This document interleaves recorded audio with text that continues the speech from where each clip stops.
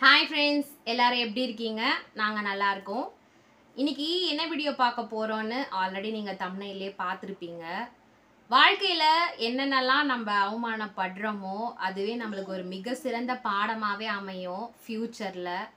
இத பத்தி டீப்பா வந்து நம்ம வீடியோல பார்க்கலாம். The first time வீடியோ பார்க்கறீங்கன்னா subscribe பண்ணிட்டு லைக் பண்ணிட்டு பாருங்க. இப்போ உள்ள காலகட்டத்துல நீங்க யார்கிட்டனாலும் போய் கேட்டு பாருங்களேன். ஒரு 50% ஆஃப் மக்கள் கிட்ட நீங்க கேட்டீங்கன்னா எல்லாருமே அவங்க மனசுல இருக்கிறத வந்து சொல்லுவாங்க. என்னால நைட்ல தூங்க முடியல, நிறைய கஷ்டம் இருக்கு, நிறைய கடன் இருக்கு, இஎம்ஐ கட்டணும், மாசம் கடைசியில ஒரு பைசா நிக்க மாட்டுது அப்படின்னு நிறைய பேர் புலம்புறத பார்த்துருக்கலாம். ஏன் நிறைய பேர் வந்து நம்ம முன்னாடியே கூட புலம்பிட்டே கூட இருப்பாங்க அப்பப்ப. ஸோ இப்போ உள்ள ஜென்ரேஷன் இந்த மாதிரி தான் போயிட்டு இருக்கு. இதை வந்து மாற்றணும் அப்படின்னு நினைக்கிறது வந்து நம்ம கையில் மட்டும்தான் இருக்கு. நாம நினைச்சாதான் இந்த சுச்சுவேஷன் வந்து மாறும். ரீசன் என்னன்னா, ஒரு சிலர் வந்து நல்ல ஆடம்பரமா செலவு பண்ணுவாங்க. அவங்கக்கிட்ட தேவையான ஃபினான்ஷியல் ஸ்டேட்டஸ் இருக்கும். ஸோ அவங்க வீட்டுக்கு தேவையானது எல்லாத்தையுமே வாங்கி போடுவாங்க. அதை பார்த்துட்டு நாமளும் நம்ம வீட்டில் அது எல்லாமே இருக்கணும் அப்படின்னு சொல்லி இஎம்ஐயில் வாங்குவோம். கடைசியில் அது எங்கே போய் நிற்கும் அப்படின்னா இன்ட்ரெஸ்ட்டில் போய் நிற்கும். இஎம்ஐ கட்ட முடியாது. ஒரு நாள் கட்டலைனாலும் இன்க்ரீஸ் பண்ணி கட்ட வேண்டிய நிலைமையில இருப்போம். ஸோ இது எல்லாமே நம்ம வந்து தவிர்த்தா மட்டும்தான் இந்த கடன்லாம் நம்மளுக்கு இல்லாமல் இருக்கும்.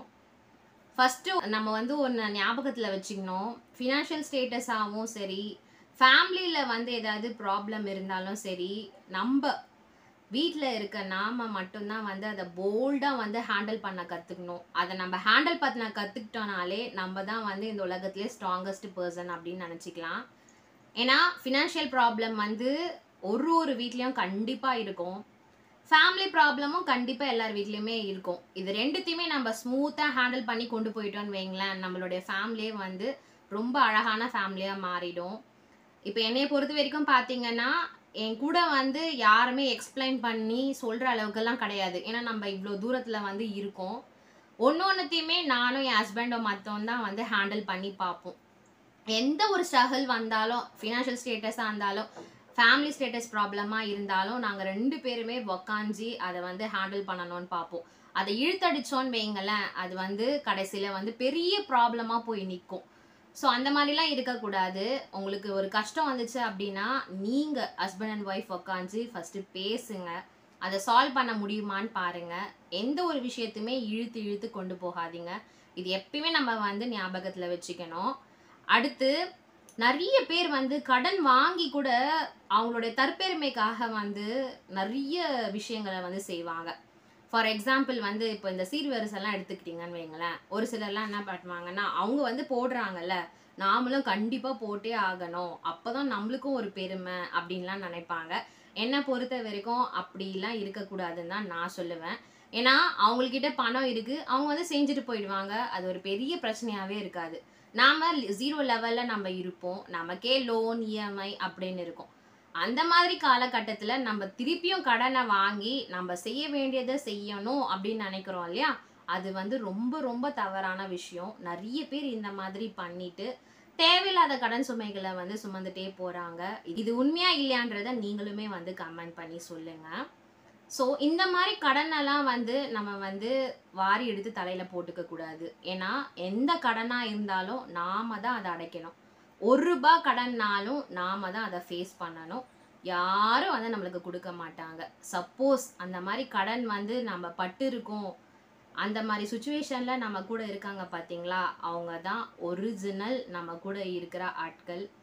ஒரு சில டைம்லாம் நீங்கள் கடன் வந்து அடுத்தவங்கக்கிட்ட போய் கேட்டு பாருங்களேன், அப்போ தான் தெரியும் அவங்களுடைய ஒரிஜினல் முகமே தெரிய வரும்.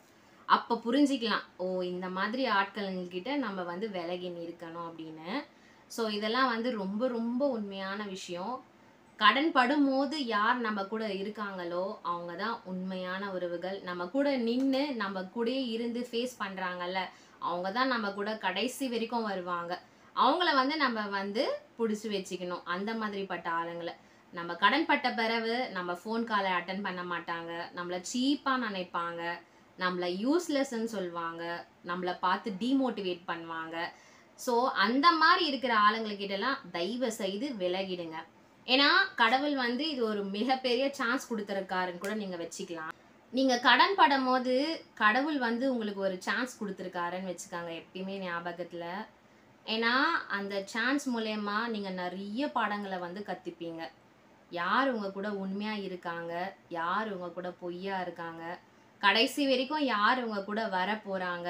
அப்படின்றத நீங்க கடன் பட்ட பிறகு நீங்க வந்து உணர்வீங்க. இது நாங்க எங்க லைஃப்ல வந்து ஒரு உணர்ந்த மிகப்பெரிய ஒரு உண்மையான விஷயம். ஸோ கடவுள் வந்து சான்ஸ் குடுத்துருக்காருன்னு நெனச்சுக்காங்க. அதுக்காக ஃபீல் பண்ணாதீங்க. எப்பயுமே உங்களுடைய போல்ட்னஸை இழக்கவே செய்யாதீங்க. என்னதான் இருந்தாலும் நம்ம லைஃப் லாங் நம்ம கூட வரப்போறது உங்களுடைய ஸ்ட்ராங்னஸ், உங்களுடைய போல்ட்னஸ், உங்களுடைய கேரக்டர். இந்த 3மே உங்ககிட்ட வந்து அப்படியே பக்காவா இருந்துச்சுன்னு வைங்களேன், லைஃப்ல நீங்க தான் உண்மையான பணக்காரவங்க. பணக்காரங்க அப்படின்னா என்னங்க? இன்னைக்கு பணக்காரனா இருக்கவன் ஏழையா மாறலாம். ஏழையா இருக்கவன் ஒரு சில டைம் லாட்டரி அடிச்சு கூட அவன் கோடீஸ்வரனா மாறிடலாம். இதுதான் லைஃபு.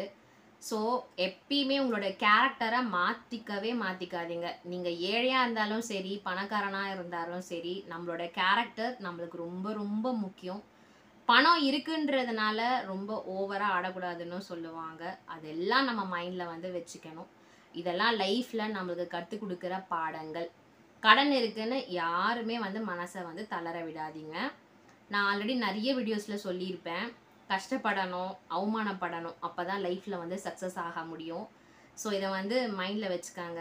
ஒரே மாதிரி ஸ்மூத்தாக லைஃப் போயிட்டே இருந்ததுன்னா யார் எவங்க எப்படின்னு நம்மளுக்கு தெரியாது. நீங்கள் கஷ்டப்படுமோ யார் உங்கள் கூட இருக்காங்களோ அப்போ தான் தெரிய வரும் இவங்க உண்மையான உறவுகள்னு.